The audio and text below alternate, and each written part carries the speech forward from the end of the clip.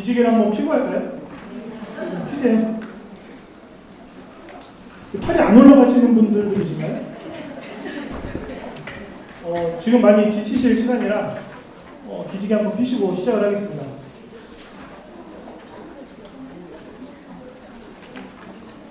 네, 인사를 드리겠습니다. 저는 다운커리어에서 입시연구소를 총괄하고 있는 최정용입니다. 반갑습니다. 네, 저는 일단 시작은 수학 강사로 시작을 했고요.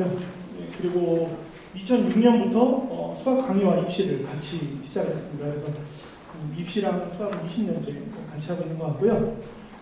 그리고 제일 많이 했던 활동은 아무래도 이제 학원연합회에서 원장님들께 강연을 해드리는 역할을 좀 많이 했습니다. 네, 그리고 지금은 이제 아이들에게, 그리고 학부모님들께 굉장히 많은 얘기들을 해드리고 있고, 어제도 저는 새벽 1시까지 줌으로 고3 아이 컨설팅을 했어요. 수시 컨설팅. 지금 막바지죠. 다음 주에 원서를 씁니다.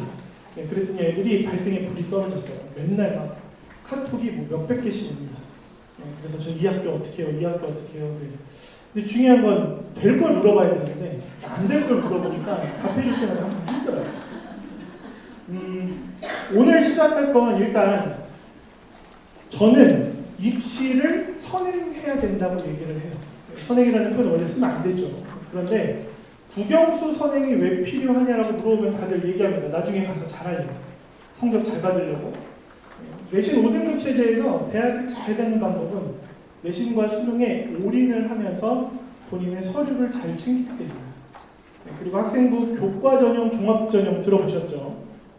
그거에 대한 오해와 진실론을 알려드릴 거고, 지금 학생부는 이렇게 좀 구성이 되어 있습니다. 수상경력 대입 미반영, 자율동아리 대입 미반영, 개인봉사 대입 미반영, 독서활동상은 대입 미반영 이라고 했더니 대부분 모든 분들이 그럼 이거 안 해도 되잖아 라고 생각을 하시는데, 이게 되게 함정이에요. 무슨 함정이냐면 이렇게 만든 이유가 있겠죠. 이게 24학년도 입시부터 도입이 됐는데 왜 이렇게 만들었냐면, 일단 이 전에는 특목자사고 아이들의 학생부는 일반고 아이들의 학생부보다 훨씬 많은 양이 나옵니다. 그러니까 양적으로만 봐도 이거 특목자사구나, 얘네를 뽑아야지라는 마인드가 생긴다는 거죠. 그런데 학생부 간소화를 하면서 미반영 항목을 만들고 자기소개서를 없애고 그러면서 모든 글자 수를 똑같이 맞췄어요. 이 얘기가 뭐냐면, 이제는 어떤 학교건 간에 학생부가 출력되는 양이 거의 비슷하다. 그러니까 이걸로 우리는 하향 평준화를 노릴 수 있겠구나, 특목자사에게 주던 유리함을 좀 줄일 수 있겠구나라고 생각을 했는데, 뚜껑을 열어보니까, 그리고 그 안에 분명히 블라인드 면접이라는 게 도입이 돼서 이 아이가 어디 사는지, 어느 학교 나왔는지, 그리고 어떤 꿈을 꾸는지는 모르는 상태에서도 보지만 질이 다르다는 겁니다. 학생부에 들어가는 내용이 질이 다르다. 그래서 학생부 관리는 너무 중요하고, 이걸 아는 아이들이 중학교 때부터 관리를 하면 그런 친구들이 전국 단위 자사고를 가고요. 그런 친구들이 영재학교와 과고를 갑니다. 그리고 저는 전국에서 유일하게 대원외고만 외고 중에 탑이라고 얘기를 합니다. 그 이유가 뭔지 아시나요? 해마다 이제 그런 거 한번 검색해보세요. 서울대 합격생 딱 100위를 얘기하면 전국 1등이 어딜까요? 외대부고입니다. 그리고 2등하고 3등 여기를 하나고와 대원외고가 항상 같이 돌아요. 근데 하나고랑 외대부고는 결국에는 문과, 이과가 모두 있죠. 근데 대원외고는요? 문과 애들만 있죠. 그런데도 서울대 합격생 수를, 물론 N수생 포함이긴 하겠지만 50명 가까이를 만든다는 거, 굉장히 좋은 학교라는 거, 그리고 깊이 있게 퍼보면 대원외고는 영과고 떨어진 아이들도 쓰고 있다는 거. 그래서 대원외고는 전통적으로 수학 잘하는 아이들을 뽑습니다. 그런 정도의 배경 지식을 갖고 우리 아이가 입시를 준비하면 좋겠다는 거고요. 뭐 이건 올해 일정 거기 들어가 있을 테니까 한번 보시고, 사실은 이거를 좀 잘 보셔야 돼요. 왜냐하면 올해 입시를 준비하는 고3 아이들도 대부분 아이들이 상담을 오면 저는 서류가 안 좋으니까요, 저는 교과 전형으로 쓸게요. 왜? 교과 전형으로 많이 뽑잖아요 라고 얘기를 합니다. 자, 여기 보시면 올해 26학년도에 교과 전형으로 뽑는 비율은 전국에서 45.1%, 종합 전형은 23.6%라고 나와 있죠. 그럼 딱 봐도 교과가 종합의 거의 2배네, 내신을 해야 돼 라고 얘기를 하는데, 이거는 오해입니다. 그 오해는 다음 장을 보시면 바로 알아요. 우리나라에서 제일 좋은 학교인 서울대학교는 교과 전형 자체가 없습니다. 종합전형으로만 뽑죠. 그 얘기는 내신을 안 좋아합니다. 내신 1등만 뽑는다. 그러면 특성하고 전교 1등은 다 서울대 가야죠. 그렇죠? 그 정도로 내신의 변별력을 우리는 갖지 않는다. 그런데 왜 서울대 합격생은 내신이 다 1점대 초반일까? 이거는 종합전형 안에 지역균형 전형과 일반 전형이 있어요. 지역균형 전형이 일반고 아이들이 쓰는 전형입니다. 그런데 전교생 중에 2명만 쓸 수 있어요. 그 2명을 추천서를 받아야 되는데 뭘로 뽑을까요? 당연히 내신으로 뽑겠죠. 그래서 내신 평균이 가장 높은 아이 2명에게 추천서를 주니까 합격한 아이들의 평균이 높을 수밖에 없죠. 그럼 일반 전형은 뭐냐? 이거는 그냥 특목자사의 전유물이라고 보시면 돼요. 재신문 면접을 보는데 일반고에서 서류가 정말 좋구나라고 생각해서 추천서를 못 받아서 직윤을 못 쓴 아이에게 일반 전형을 보냈었는데 당연히 떨어지더라고요. 그래서 서울대는 이렇게 뽑는다. 그리고 나머지 학교들 보시면 교과전형 비율이 아까 분명히 45.1%라고 했는데 인서울 상위권 대학들을 봤더니 그 퍼센트가 완전히 역전됐구나. 그리고 종합전형은 23.6%라고 했는데 종합전형으로 뽑는 아이들이 되게 많구나. 자, 교과전형은요. 내신이 좋으면 합격이 아니고요. 내신이 좋아야 쓸 수 있는 전형입니다. 인서울 상위권 대학들은 그래서 교과 100%로 뽑는 경우가 아예 없죠. 기본적으로 수능 최저, 아니면 서류평가, 아니면 면접이 들어가는 곳들도 있습니다. 그러니까 다시 말하면 교과전형 안에도 또 다른 종합전형이 있더라. 그렇게 이해를 하시는 게 가장 좋습니다. 그러면 종합전형은 뭐냐? 이건 조금 말이 다르죠. 고등학교에 인원수가 적으면 내신 따기 쉬울까요? 어려울까요? 어렵겠죠? 도봉고가 왜 폐교를 했겠습니까? 네, 신입생이 안 들어와요. 네, 선택 과목을 할 수조차 없어요. 네, 그래서 내신이 적으면, 인원수가 적으면 내신을 따기가 너무 힘듭니다. 게다가 2, 3학년 되면 선택 과목 들어가죠. 네, 고교학점제에서는 5명만 수강을 해도 개강을 할 수 있어요. 5명 가지고 무슨 내신을 하나요? 그렇죠? 네, 그래서 내신에서 분리할 수 있다는 걸 압니다. 그래서 서류로 면접으로 역전해봐라는 게 종합전형입니다. 근데 이 역전을 일반고 아이들이 좀 많이 했으면 좋겠는데 그 역전을 대부분 특목자사들이 하는 거죠. 그러니까 대학들은 똑똑한 거죠. 특목자사 아이들이 훨씬 서류도 좋고 면접도 좋고 역량도 좋으니 종합전형으로 이 아이들을 많이 뽑아야지라는 생각을 갖고 있습니다. 그래서 고교학점제가 적용이 될 때 원래 특목자사 폐지라는 말이 있었죠. 네. 근데 그게 존치가 되면서 어떻게 보면 특목자사는 훨씬 더 유리해진 고지를 선점했구나 라고 생각할 수도 있습니다. 그래서 이 수치를 잘 기억하라고 말씀드린 거고요. 그럼 중학교 때 학생부 관리 어떻게 하나요? 별거 없습니다. 일단 수행평가를 완벽하게 해야죠. 근데 그 완벽함이 만점으로 완벽한 게 아니고요. 누가 보더라도 너의 수행평가는 다른 아이들보다 우수하구나라는 평가를 받는 게 중요합니다. 그 연습이 되어야 되죠. 그래야 우물한 개구리가 되지 않아요.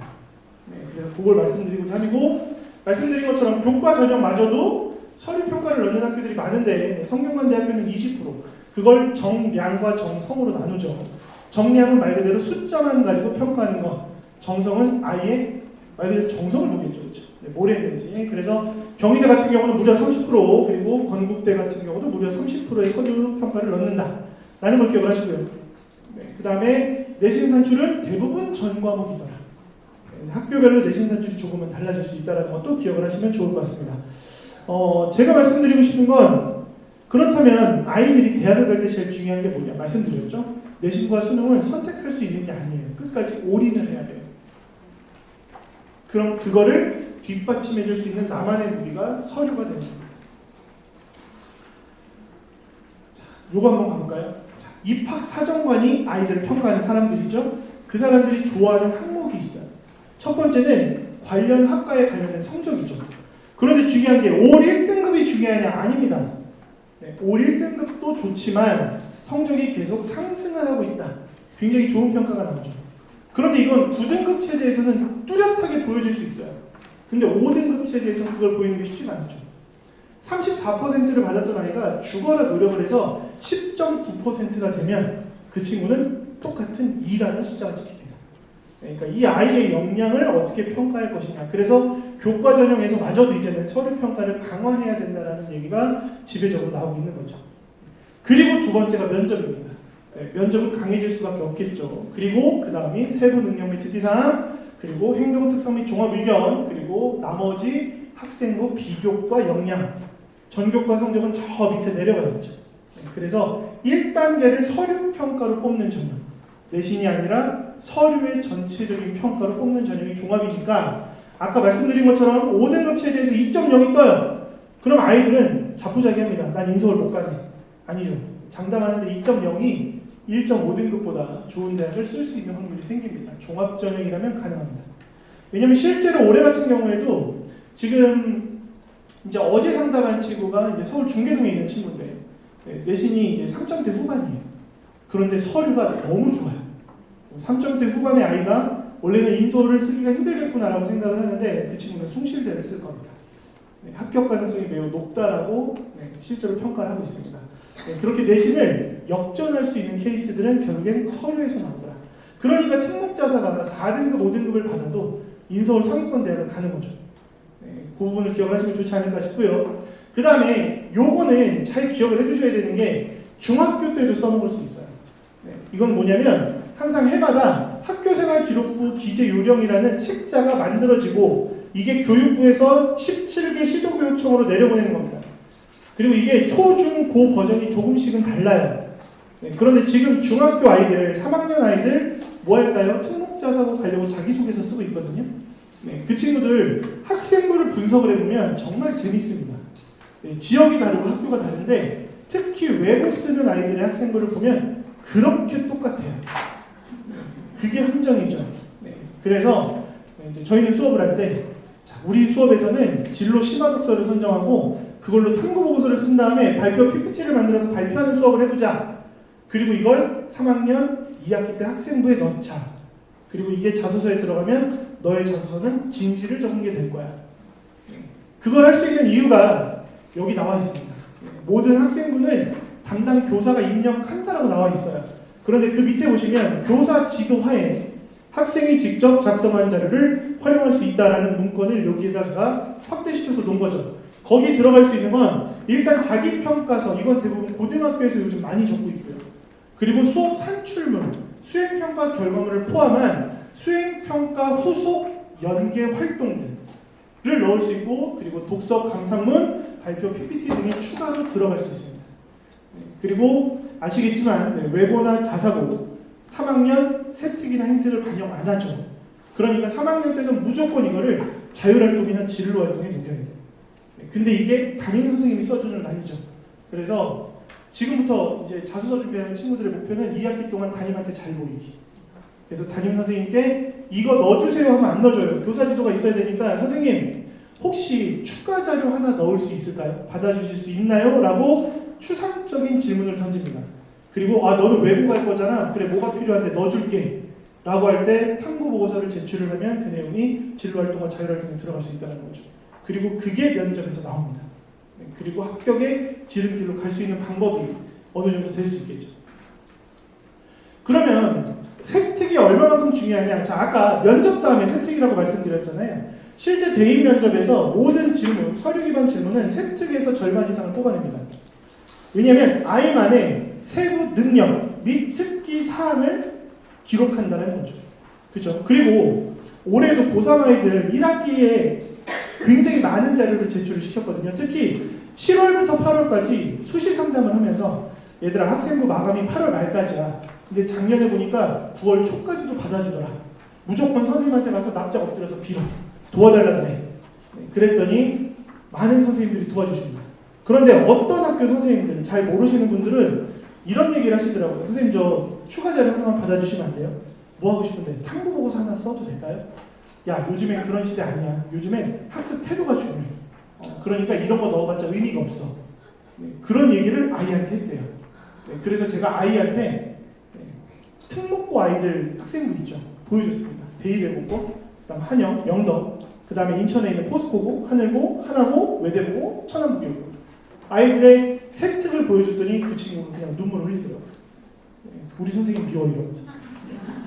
어쩔 수 없죠. 그래서 세특 작성이 중요한데 세특 작성은 학습 태도를 기반으로 해야 되는 건 맞습니다. 특히 저희가 말하는 좋은 대학이죠. 우리가 말하는 좋은 대학, 서울대, 연고대, 서성한, 중경예시 이 학교들은 세특을 볼 때 진로를 우겨넣기 하면 절대 안 돼요.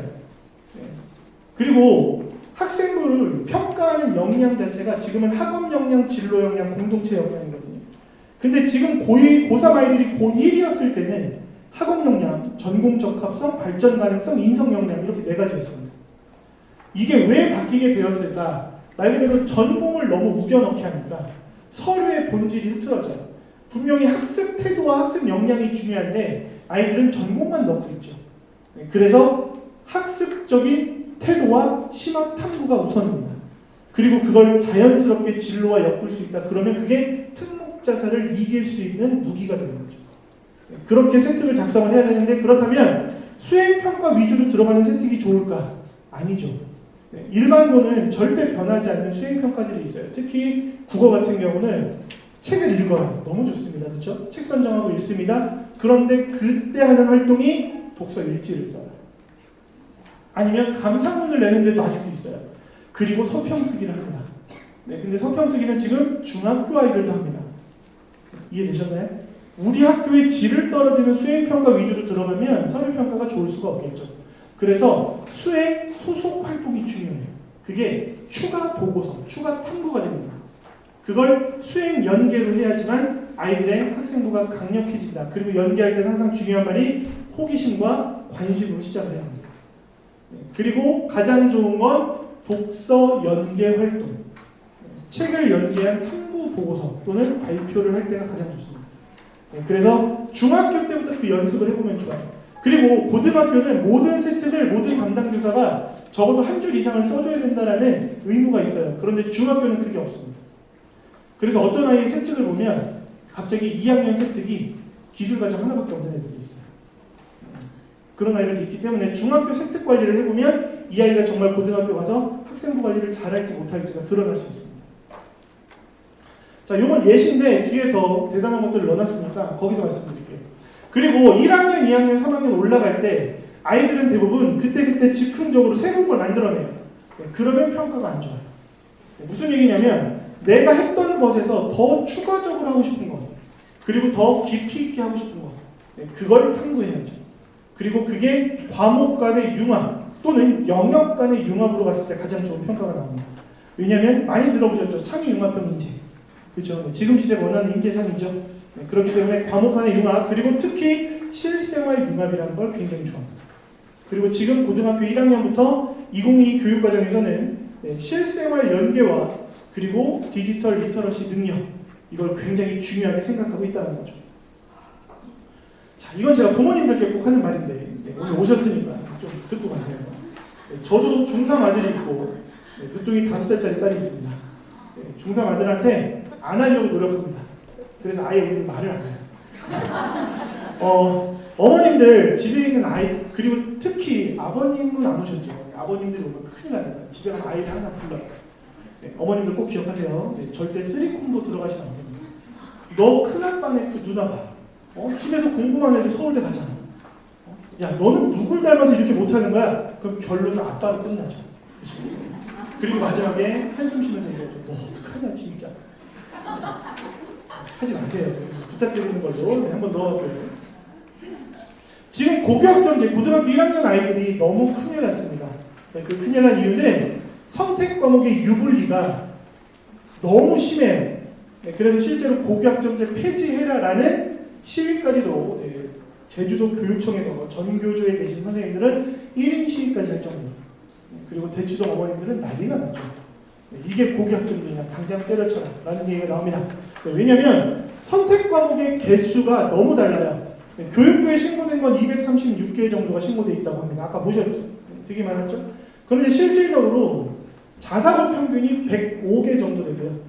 일반고 밑으로 내려가면 70개 정도밖에 안 나옵니다. 그럼 이게 과연 선택 과목의 의미가 있을까? 분명히 선택 과목은 고2고3보다 더 세분화되고 많아졌거든요. 근데 그걸 담을 수가 없는 거죠.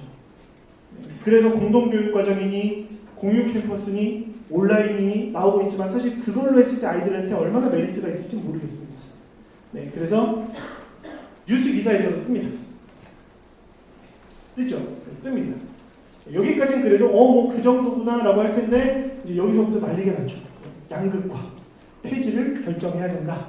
그리고 실제로 현직에 계신 교사분들마저도 이런 의견을 내놓습니다. 그리고 교사분들의 업무 부담이 너무 커졌죠. 네, 그래서 3과목 이상을 지도해야 되는 분이 무려 30%가 넘습니다. 네, 이런 상황에 어떻게 할 것인가. 그래서 교육부가 이번에 발표했죠. 인원 확충하고, 그 다음에 선택 과목 어떻게 할지 좀 더 고민해보고, 그리고 평가제도 바꾸고, 뭐 이런 얘기들 합니다. 네, 저는 안 믿습니다. 네, 왜냐면 올해 7월 2일에 교육부에서 중요한 발표를 했어요. 뭐였는지 아세요? 모르시면 안 된다니까요.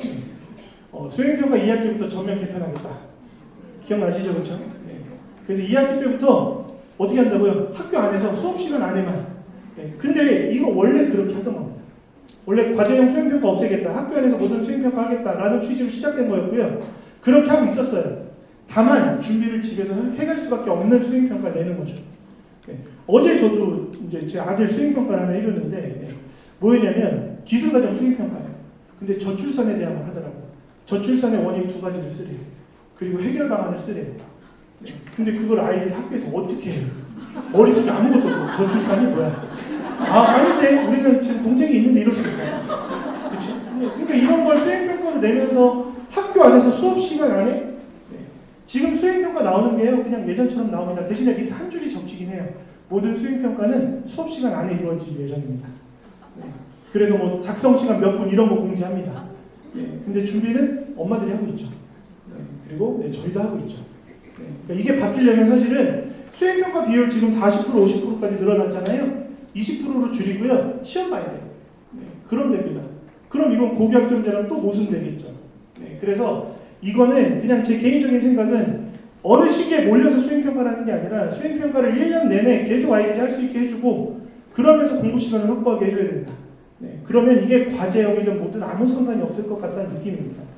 그래서 제가 아까 보여드린 거 말고 네. 오늘 보여드리는 자료가 바로 이 지역에 있는 네. 모든 학교를 다 하기에는 몇십 개더라고요. 네. 그래서 일단 오늘 몇 개를 좀 추려봤습니다. 그리고 이거는 누구나 보실 수 있어요. 학교 홈페이지 가도 나오고요. 아까 학교 알림이 보셨죠? 거기 가도 나옵니다. 교육과정 편성표라는 거고요. 그런데 중요한 건 이게 학교에서 공지되는 건 한 페이지짜리 표로 나와요. 그리고 거기 1, 2, 3학년이 다 들어가 있고 막 과목이 우수수 들어가 있습니다. 이해가 잘 안 되실 것 같아서 학년별로 구분을 해드렸고 그리고 이 자료는 여기 오신 분들만 받으실 수 있는 거예요. 네, 그리고 중요한 건 1학년, 2학년, 3학년 편집표를 보셔야 되는데 앞에 있는 숫자는 학점을 의미합니다. 일주일에 몇 시간. 근데 이것도 일반고마다 학점이 달라요. 네, 왜 다를까도 고민을 해보셔야 돼요. 그러니까 우리 아이가 고등학교를 선택할 때 일단 저는 딴 거 없습니다. 일반고면 인원수 많은 데를 가세요. 네, 저는 그래야 선택 과목의 유불리가 조금은 나아지지 않을까라고 생각을 합니다. 그리고 내신 따기 좋은 학교라는 건 이제 없습니다. 네, 내신 따기 좋은 학교 없어요. 1등급 때문에 애들 미치게 공부할 겁니다.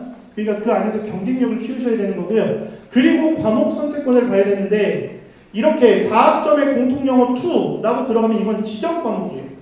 네, 아이들이 선택하는 게 아닙니다. 그러니까 고1 때는 거의 다 지정 과목이에요. 그리고 제가 오늘 마지막에 아까 우리나라에서 서울대를 제일 많이 보내는 외대부고 말씀드렸죠. 네, 외대부고의 선택 과목도 보여드릴게요. 네, 이유는 자사고와 일반고의 유불리가 어떤 것인지를 알아야 네, 그래야 대비를 할 수 있거든요. 네, 그러니까 1학년 때는 거의 비슷합니다. 근데 2학년을 보시면 여기 보세요. 검정색, 빨간색, 파란색이 보이시죠? 검정색은 일반 선택 과목이고요. 빨간색이 진로 선택, 파란색은 융합 선택 과목입니다. 그러면 아이들이 어떤 과목을 많이 들어야 대입에서 유리할까? 기본적으로 일반 선택은 무조건 들어야 돼요. 대학에서 원하는 기본 학습 능력입니다. 그리고 그것과 연계된 진로와 융합을 들어야겠죠. 그런데 딱 봐도 진로와 융합이 없어 보이지 않나요? 그렇죠? 이유는 뭘까요? 2학년 때 보시면 문학, 화법과 언어, 대수, 미적분원, 영어원, 영어2 이거를 지정했죠. 네, 원래 고2, 고3 때는 아이들에게 선택권을 줘야 되는 게 고교학점제의 취지입니다. 그런데 일반고는 그 선택권을 줄 수가 없는 상황이 생겨요. 네, 이 과목들이 바로 수능 과목이에요. 네, 일반고는 수능 준비 안 시키면 안 되죠. 네, 그래서 수능 과목을 지정할 수밖에 없습니다. 네, 그런데 일반고 중에서도 지정하지 않는 학교들도 있어요. 네, 우리는 자신이 있습니다. 네, 이런 학교들은 지정하지 않아요. 네, 그래서 그러다 보니까 밑에 있는 선택 과목에 유불리가 생길 수밖에 없습니다. 그리고 과목 개수가 몇 개 안 된다는 것도 눈에 보이시죠? 3학년으로 가보면 여기도 3개가 지금 검정색 일반 선택이 들어가 있죠. 근데 여기서 영독작은 영어 독해와 작문은 수능 과목이 아니죠. 그런데 기본적으로 대부분 많이 넣습니다. 그런데 제가 의아한 건 수학과 문화, 심화영어 저거는 분명히 진로와 융합 선택인데 왜 지정 과목으로 넣었을까? 왜냐하면 선택권을 주면 아이들이 많이 선택 안 하겠죠. 그러니까 이 과목은 그냥 학교에서 개설할 거다라고 얘기를 하는 겁니다. 그래서 인원수를 확보를 하겠다라는 얘기인 거죠. 그랬더니 밑에 나오는 과목들의 메리트가 거의 없어요. 그냥 정말 일반고스러운 수준입니다. 고교학점제가 되면서 기존에 고2, 고3 아이들이 하던 선택 과목에서 특목자사고가 듣던 전문교과라는 것까지 지금 융합선택으로 선택을 할 수 있게 만든 거거든요. 근데 여기에는 그 어디에도 특목자사 아이들이 듣는 수업 자체가 없어요. 그러니까 선택 과목은 그냥 그전 그대로입니다. 거기에서 아이들은 선택을 해야 되죠. 기계공학을 쓰든 생명과학을 쓰든 화학공학을 쓰든 간호학을 쓰든 선택 과목이 똑같이 나와요. 그럼 어쨌든 선택하는 고등학교니까 여기서 아이들은 전략을 세워야겠죠. 그 전략이 뭐냐면 바로 생기부 관리가 됩니다. 그걸 해낼 수 있어야 된다고 말씀을 드리는 거죠. 자, 그 다음에 성심여고도 보면 비슷해 보이죠, 1학년. 그런데 2학년을 봤더니 여기는 갑자기 수학에서 뭐합니까? 대수와 확률과 통계를 같이 시키네요. 그럼 2학년 때 학습 부담 되게 커지겠죠. 그렇죠? 그리고 갑자기 영어는 영어 2를 없앴습니다. 그럼 2학년은 어떻게 가고 있냐? 그렇다고 밑에가 또 많은 것도 아니죠. 그렇죠? 다음 학기를 보면 지정 과목을 많이 뺐죠. 그리고 밑에다가 파란색을 많이 채웠습니다. 아, 좀 좋아졌구나. 그럼에도 불구하고 그만 똑같습니다. 다 고만고만합니다. 용문고를 볼까요? 용문고는 오타가 있네요. 스포츠 개론인데 좀 빨리 하다 보니까 지정 과목 들어가 있죠. 똑같이 들어가는데 3학년도 들어가죠. 그러니까 지금 보시면 여기서 그러면 문과적으로는 좀 어떤 과목이 들어갈 때가 메리트가 있나요? 물어보시면 국제고에서 듣는 과목들이 있어요. 국제법, 국제경제, 국제정치, 국제관계와 이해 이런 과목들이 들어갈 때 문과 쪽은 조금 더 메리트가 있다고 생각을 하고요. 이과는 딴 거 없습니다. 과학 과목과 수학 과목이 들어가야 돼요. 수학은 고급 대수, 고급 미적분, 고급 기하. 그리고 과학은 뭐 물리학 실험, 생명과학 실험, 화학 실험, 고급 물리, 고급 화학, 고급 생명과학. 거기에 추가로 들어가면 물리 과제 연구, 화학 과제 연구 이런 과목들이 들어가야 그래야 전국 단위 자사고와 과고를 따라잡을 수 있는 학생부를 만드는 거죠. 그러니까 이미 과목 선택권에서 밀리고 있으니까 그 부분들이 좀 아쉽다라고 생각이 들고요. 요거는 거기 다 자료가 있으니까 보시면 돼요. 보시면 되고 많이 다르지 않다는 게 눈에 보이실 겁니다. 계속. 그나마 여기는 칭찬해주고 싶은 거 나머지 세 개는 선택을 아이들에게 준 거죠. 그나마 줬다. 특히 한 9학점에서 10학점 정도를 아이들에게 준 거다라고 생각을 하면 좀 더 낫죠. 그 다음 서울외고는 보시면 아무래도 외고다 보니까 좀 단위수가 실수가 좀 줄어들죠. 학점이. 그리고 외고는 외고적인 특성이 있기 때문에 그 안에서 듣는 과목만으로도 우수성이 생깁니다. 그럼 서울외고에서 9등급 체제에서 몇 등급 아이가 어디를 가나요? 재작년에 서울외고 아이를 하나를 컨설팅을 해서 대학을 보냈는데 그 친구는 고등학교 2학년 때부터 이제 저희가 관리를 했던 친구예요. 생기부를. 그래서 4점대 초반 나왔던 친구인데 정말 운이 좋게도 한양대 종합에 추합을 했습니다. 서류만으로. 그게 가능하죠. 역전이 가능한 케이스들이 나온다는 거죠.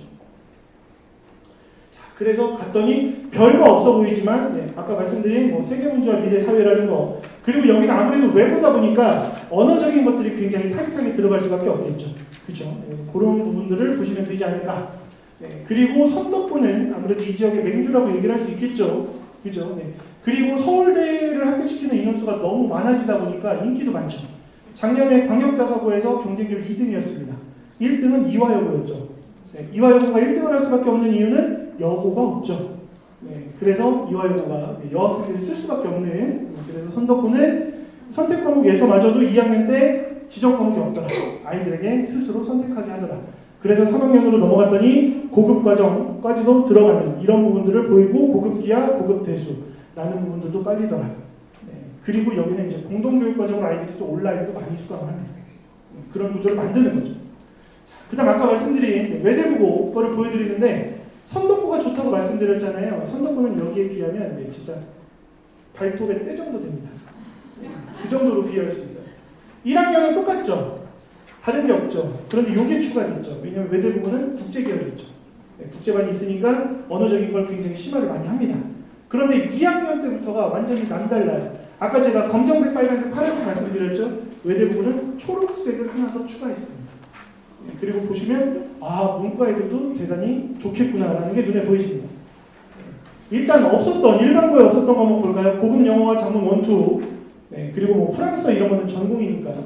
그리고 저쪽으로 가보면 갑자기 통합수학 그 다음에 밑에 미시경제탐구, 거시경제탐구, 고급물리, 고급화학 옆으로 와보면 뭐 있나요? 여기에 뭐 과학기술 사회학 그 다음에 과학사 및 과학철학 그리고 밑으로 내려가 보면 뭐가 있을까요? 저쪽으로 가보면 뭐 상담심리, 미래사회학, 거시경제탐구, 물리과제 연구 2학년임에도 불구하고 웬만한 자사고의 3학년 과목들까지 포함하고 있죠. 그러면 그 다음 3학년은 어떨 것인가 좀 기대되시죠? 이렇게 됩니다. 듣도 보도 못한 과목들이 깔리죠. 그러니까 이미 과목 경쟁에서부터 지는 거죠. 그러니까 외대부고는 그래서 좋은 대학을 보낼 수밖에 없죠. 그런데 여기서 또 하나. 이거는 이제 세특에 관련된 거죠. 그런데 학생부는 분명히 보세요. 나중에 지금 고1은 항목이 바뀌어서 6번 항목에 창의적 체험활동이라는 항목이 있습니다. 그게 지금 고2랑 달라요. 어떻게 되어 있냐면 자율자치활동, 동호회활동, 진로활동이에요. 일반고는 자율자치활동에 들어갈 때 정말 아무것도 안 하잖아요. 그러면 그런 거 들어가면 아까 왜 아이들이 중독되는 게 허락되는 거 하나 있다 그랬죠. 그래서 요즘에 스마트폰 중독 예방 교육을 그렇게 많이 받아요. 그리고 약물 오남용 예방 교육, 흡연 예방 교육, 자살 예방 교육 이런 교육받은 게 자율자치활동에 들어갑니다. 자율적으로 한 게 아니죠. 그러니까 일반고 애들은 서류가 안 좋을 수밖에 없죠. 그러면 외대부고는 왜 그게 좋으냐? 외대부고에서는 하는 자치 프로그램이 너무 많아요. ET라는 수업 한 학기 동안 진행하거든요. 물론 한 학기가 끝나면 탐구보고서 냅니다. 근데 그때 하는 게 뭐냐면 대학 과정을 배워요. 원서로 배워요. AP 수업하고요. IB 수업하고요. 그리고 뭐 다른 것도 합니다. 뭐 싱글링크 얼티메이터 그 다음에 아이들 뭐 디베이트 포럼 이런 것도 합니다. 그런 게 세특에 적히는 게 아니라 다 참치활동에 적혀요. 그리고 다 심화탐구 보고서를 제출을 해요. 그러니 이미 서류에서 밀리더라. 그래서 제가 아까 말씀드린 이제는 서류를 우리는 이 세 가지 역량으로 도배를 해야 되는데 이거는 자소서 쓸 때도 마찬가지로 얘기합니다. 지금 중3 아이들 자소서 쓰고 있죠. 거기에 얘들아 니네 학업 역량, 진로 역량, 공동체 역량이 드러나야 돼.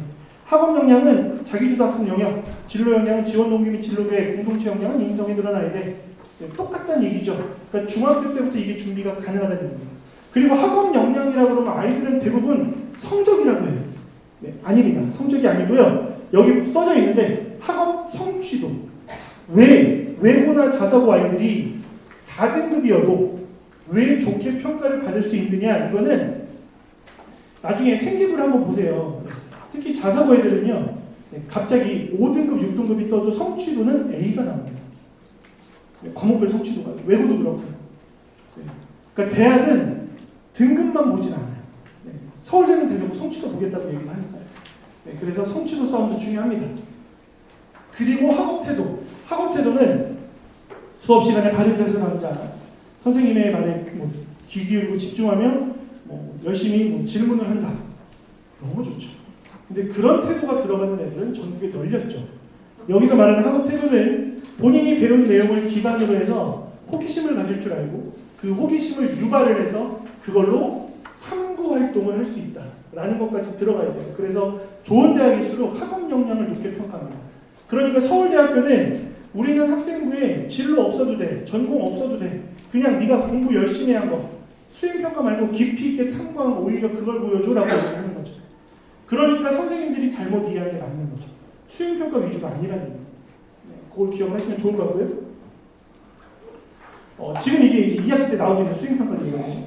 변하지 않았어요. 똑같아요. 화요일 3교시 할 거고 목요일 1교시 할 거야.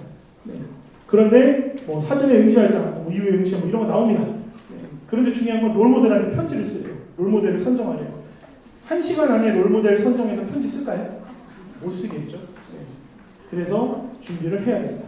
그리고 이 친구 역시 선생님 저 이렇게 썼는데 이걸로 다음 시간도 준비 도와주세요 라고 보냅니다. 어쩔 수 없다라는 거죠. 그렇죠? 시간이 얼마 없어서 빠르게 좀 지나가겠습니다. 자, 포스텍이 어딘지 아시죠? 포항공대죠. 포항공대는 추천도서가 대부분 어떤 계열의 도서를 보라고 할까요? 그렇죠. 과학 또는 수학 이런 거 하겠죠. 그렇죠? 근데 보시면 좀 놀라실 거예요. 과학기술로 출발합니다. 그리고 그게 정확히 22번째까지 들어가고 갑자기 문학예술로 바뀌죠. 문학예술로 출발을 해서 결국엔 인문사회로 마무리를 합니다. 다시 말하면 포항 공대마저도 추천 도서 목록에는 본인들의 전공에 관련된 것만 있는 것이 아니라 인성에 관련된 것, 그리고 사회 현상, 나머지 것들에도 굉장히 관심을 가진 아이들을 뽑는다는 겁니다. 그게 바로 참여융합형 인재라는 거고, 그래서 독서의 방향성을 잘 잡으셔야 된다. 그리고 여기에 있는 거는 딴 거 아니에요. 요거 한번 쫙 읽어보세요. 빠르게 읽어보시면 어머님들은 집에 가면 아이들 궁뎅이 쳐준다. 이렇게. 야, 우리 아들 대단한데? 너는 그래. 암기나 계산력은 중요하지 않아. 중요성은 뭐야? 학습 능력, 그리고 심화 문제에 대한 도전을 잘하네. 그리고 친구들한테 그렇게 설명을 잘해줘. 대단한 아이구나.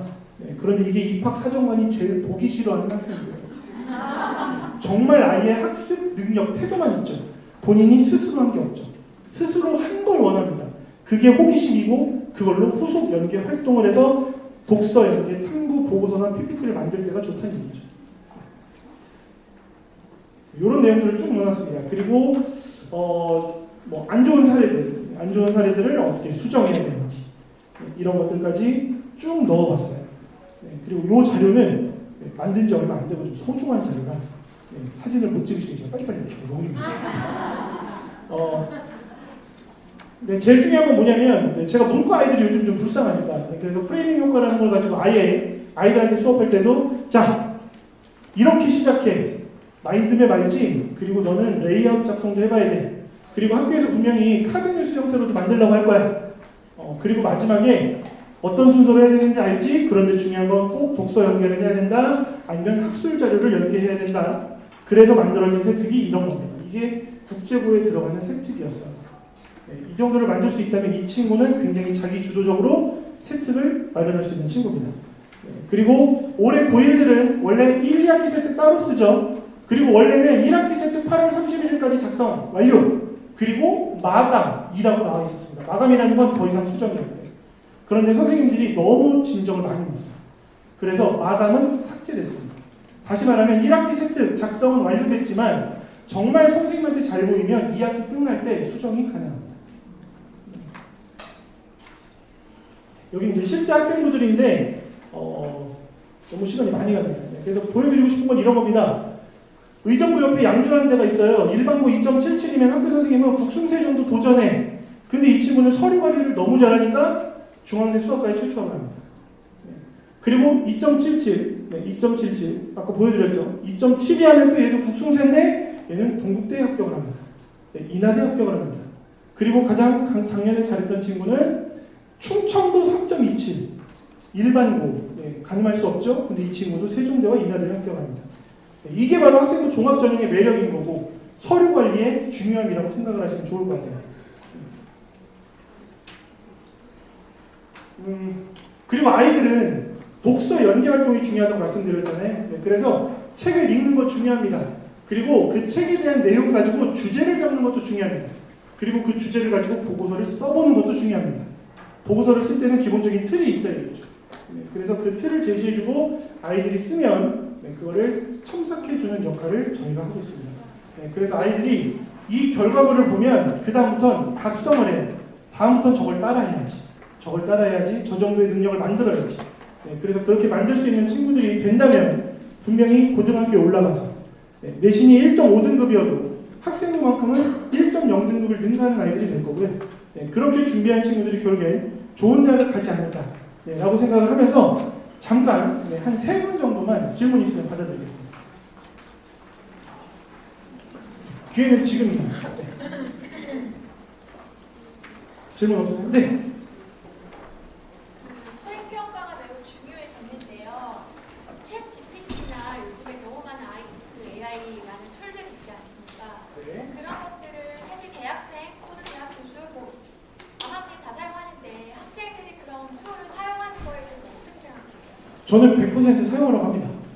실제로 저도 아이들에게 주는 첫 번째 자료들은 AI를 굉장히 많이 써요. 저는 AI를 총 5개를 유료로 쓰고 있거든요. 왜냐면 애들이 하는 역할이 달라요. 아이들은 챗 GPT를 써도 되는데 아까도 말씀드린 것처럼 그 내용을 그대로 쓰는 건 안 되고요. 거기서 찾은 방대한 자료. 왜냐면 그만큼 구체적으로 질문할수록 많이 나오겠죠. 그걸 본인만의 걸로 가공하는 연습이 필요한 겁니다. 그거는 네이버에서 검색한 걸 그대로 복사해서 붙이는 거랑 똑같은 거겠죠. 그래서 그 능력을 기르게 해주면 충분히 가능하다고 저는 생각을 합니다. 또 질문 있으신가요? 제가 네. 아, 네. 오늘 그 배포역으로 지금 하다 보니까 그 흑백으로 지금 보여서 또 없는 자료도 있고 민감 자료는 오픈하기가 개인 정보라든지 이런 게 좀 힘들겠지만 나머지 요 자료는 우리 오픈 채팅방에 들어오시는 분들을 한해서 그 자료를 좀 제가 올려도 되겠습니다. 네, 일단 오늘 그 오픈 채팅방을 이제 열 겁니다. 성북구에서 오픈 채팅방을 열면 아까 저희 대표님하고 저하고 그리고 이제 저희 연구원분들하고 다 들어가서 지속적으로 이제 입시에 대한 얘기를 해드릴 거예요.